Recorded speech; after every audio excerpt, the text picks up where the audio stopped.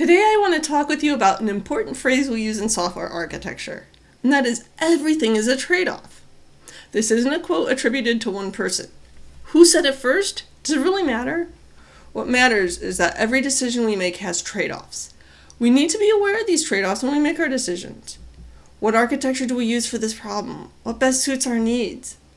By choosing one architecture over another, we have to consider the pros and cons of our choices. And we also have to understand that there are trade-offs. One of the things we think about are like non-functional requirements or quality characteristics or ilities. What are the ilities we need to consider for our solution? What are the priorities of these characteristics?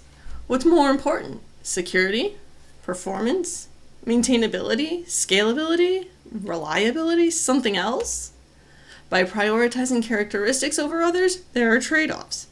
Also keep in mind that these characteristics may have natural trade-offs, and not just to the situation that you're in. For example, security can impact usability. How secure do you need to keep your data? How important is it to manage your users' impact when they have to deal with multi-factor authentication? There may be added steps and more friction because of security.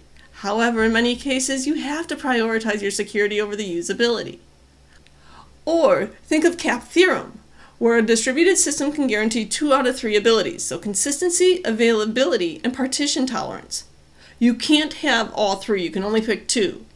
But which do you choose? By not taking that one ability, what are you losing? What are you sacrificing? By taking the other 2 abilities, what are you gaining? What are the trade-offs?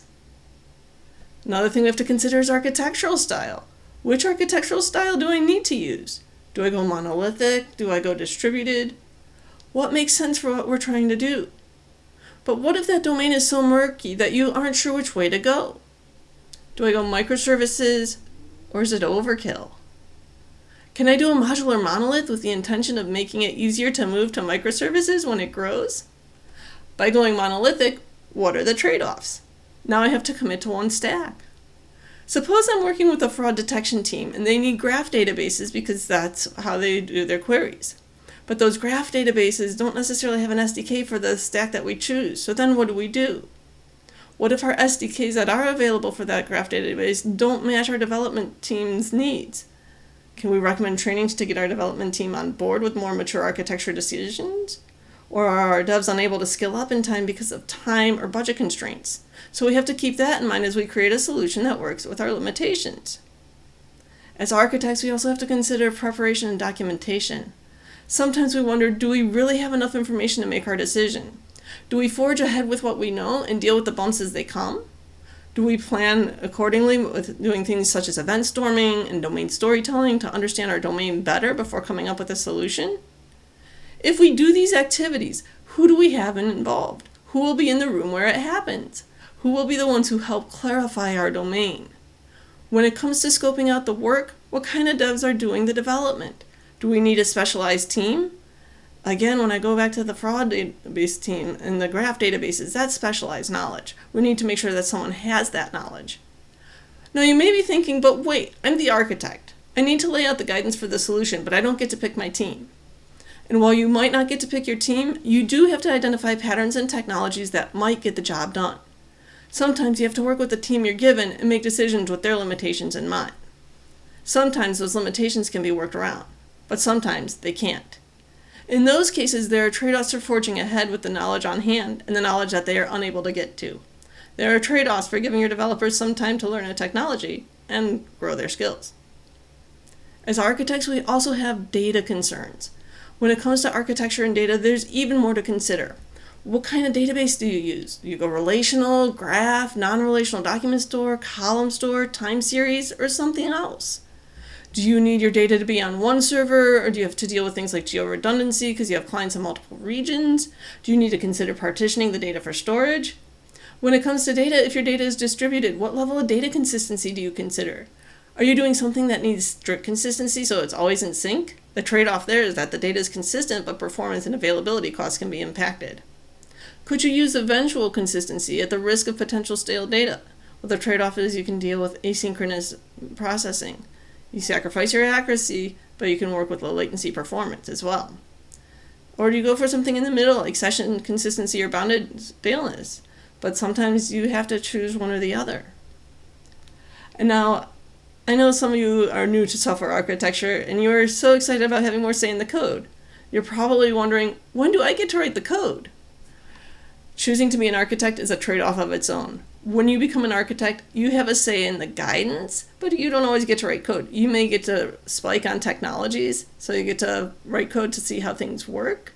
You might get to work on proofs of the concepts, but you are not typically writing the production code. You get to help with the documentation of the decisions, like software architecture diagrams, architecture decision records, and more, but you're not necessarily going to get into the code. Architecture is much deeper than what they call the boxes and arrows.